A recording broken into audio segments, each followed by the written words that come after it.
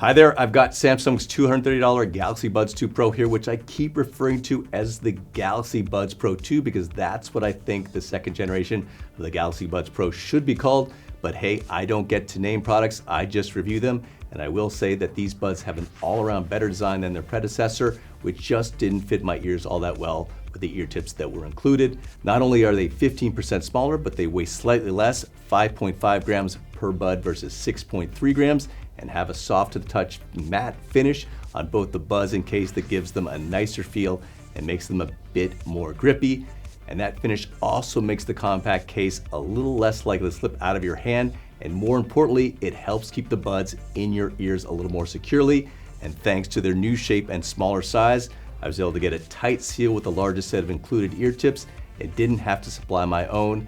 I can't say they'll fit all ears equally well, but they should provide a better fit to more ears than the original Galaxy Buds Pro.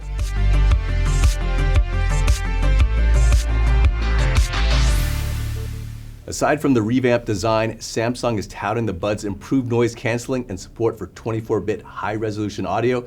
The catch is that to get that 24-bit audio, you need a Galaxy device equipped with Samsung's One UI 4.0 and a music streaming service like Qobuz, Tidal, or Amazon Music that streams high-res audio tracks. On all other devices, including Android phones and iPhones, the Buds default to the AAC audio codec. They use Bluetooth 5.3. Alas, they don't support the more common aptX adaptive audio codec for Android devices, only the new Samsung Seamless Hi-Fi codec, which Samsung says delivers 256 times more sound data than 16-bit CD quality audio. Numbers like that are a bit deceptive because based on my experience, you're really only going to notice a small difference when streaming higher bitrate tracks, but more on that after I ran out the rest of the feature set. These have touch controls, they work well but don't offer much in the way of customization, and Galaxy device owners can activate hands-free Bixby, Samsung's voice assistant. Samsung's 360 audio virtual surround feature with head tracking returns in an enhanced version and now works with a variety of Galaxy devices out of the gate, though it's not compatible with other Android devices. It works along the same lines as Apple's spatial audio feature for AirPods and can enhance your movie and TV watching experience, though it doesn't seem to be as pronounced as Apple's spatial audio, which I think is slightly better overall. It also works with music or any audio you're listening to. The Buds 2 Pro are IPX7 water resistant, which means they can withstand being fully submerged in 1 meter deep water for up to 30 minutes. I had no problem running with them and they didn't slip out of my ears. Like their predecessor, battery life is rated at 5 hours with noise canceling on and 8 hours with it off at moderate volume levels, and you get about 3 additional charges in the case, which charges via USB-C and wirelessly. Some people are complaining that 5 hours is pretty mediocre, and yeah, it is, but it's hard to shrink buds while increasing battery life. And there is a quick charge feature that gets you an hour use when you drop the buds in the case for 5 minutes or 2 hours with a 10-minute charge. So those battery life numbers weren't a deal breaker for me. Sensors detect when the buds are in your ears and will pause your music when you take both buds out of your ears. But what's a little weird is they won't resume playback when you put them back in your ears without you tapping on one of the buds. You can use a single bud while leaving the other one in the case. Additionally, you can opt to activate a voice detect mode in the Galaxy wearable companion app that automatically turns off noise canceling and switches to ambient mode when you speak, allowing you to hear the outside world and engage in a conversation with someone. Sony offers a similar feature with its WF-1000X Mark IV and Link Buds S earbuds. Another new feature worth mentioning has nothing to do with audio. You can toggle on the neck stretch reminder setting that detects your head position and alerts you when you bent your head downward for 10 minutes. That's a good one for all of us who stare down at our phones all the time. While these have a Find My Buds feature that Samsung calls Smart Things Find, it doesn't offer the more precise tracking capabilities of Apple's enhanced Find My in its latest AirPods. It just tells you the location where the buds last connected to your device. You don't get true multi-point Bluetooth pairing that allows you to pair the buds simultaneously with any two Bluetooth-enabled devices, such as a phone and a computer. but they do offer auto switching between Samsung devices logged into your Samsung account, including Samsung TVs built in 2022 or later, and Samsung's Galaxy Books laptops built after 2020. I haven't thoroughly tested the auto switching feature with many Samsung devices because I just don't own that many Samsung devices, so I can't confirm exactly how reliably it works, but feel free to let me know about any experiences you've had with it in the comments section.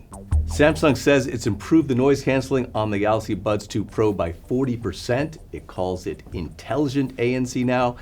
I have found it an improvement on the original Galaxy Buds Pro, but noise canceling performance is affected by how tight a seal you get from the ear tips, so your perception of how much it's improved may vary by how good a seal you get.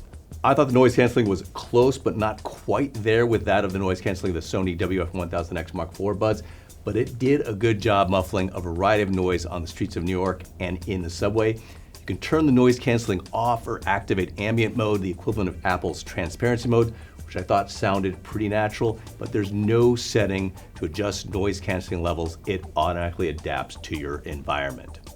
I appreciate that the Buds 2 Pro are equipped with two-way drivers, a 10mm woofer and 5.3mm tweeter, along with 3 microphones, 2 of which are beamforming for voice calls. I paired the Buds with a Galaxy Z Flip 3, iPhone 13 Pro, and Google Pixel 4 XL, and stream music using Qobuz. I also streamed some movies from Google Play and Netflix. According to Samsung, there's no way to check whether you're getting 24-bit audio. Nothing indicates whether you are or you aren't. But if your audio setup meets the listed requirements, you'll be using the Samsung Seamless Hi-Fi codec, which transmits in 24-bit, assuming your audio files support it.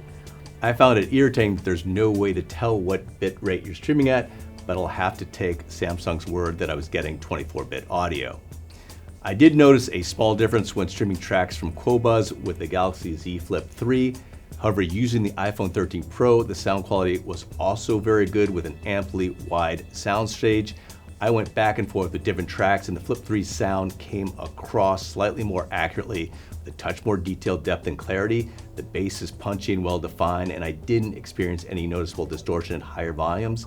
In short, they're excellent sounding buds, though I'm not sure they're superior to other top earbuds in their price range, including the Pixel Buds Pro, Beats Fit Pro, and Sennheiser Momentum True Wireless 3. But their sound is a noticeable step up from the sound of the standard Galaxy Buds 2, particularly in terms of clarity. I mostly went with the default sound setting, though you can tweak the signature profile in the Galaxy Wearable app with some preset equalizer settings, including a bass boost setting.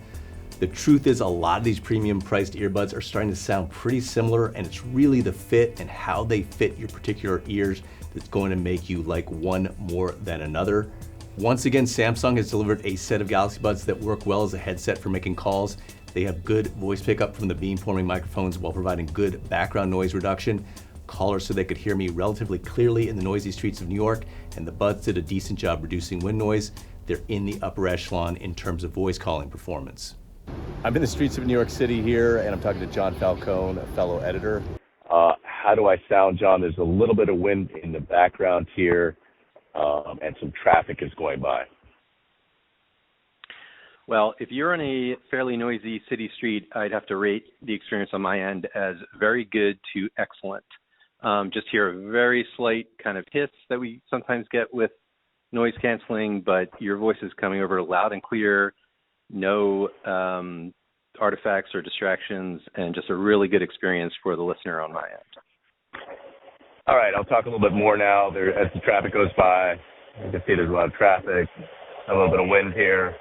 Big truck going by, so hopefully you can hear me. For better or worse, Galaxy Buds have always been an accessory for Galaxy smartphones, and as a result, more geared toward the owners of Galaxy devices. The Galaxy Buds 2 Pro are no exception. They're excellent earbuds, but you do lose some of their key features if you're not a Galaxy device owner.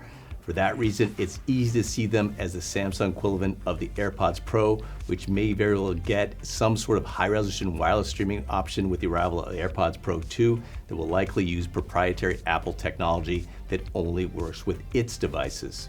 By comparison, the Pixel Buds Pro have fewer features geared exclusively toward Pixel owners, and such features as hands-free Google Assistant and true multi-point Bluetooth pairing are available across all Android devices. However, the Pixel Buds Pro have no enhanced audio codec support, which may be important if you're convinced it makes a big difference. I personally think it only makes a slight difference with this class of earbuds, which may have a premium price tag, but aren't really high end. The bigger question will be whether it's worth upgrading to the Galaxy Buds 2 Pro if you already own a pair of Galaxy Buds, particularly the original Galaxy Buds Pro. I think that will largely depend on what price you can get the Galaxy Buds 2 Pro for.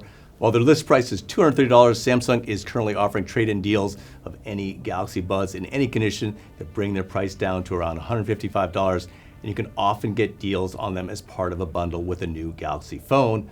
For me anyway, while the Galaxy Buds 2 Pro offers some legitimate performance improvements over their predecessor, their design is the biggest upgrade. That makes them the best Galaxy Buds yet.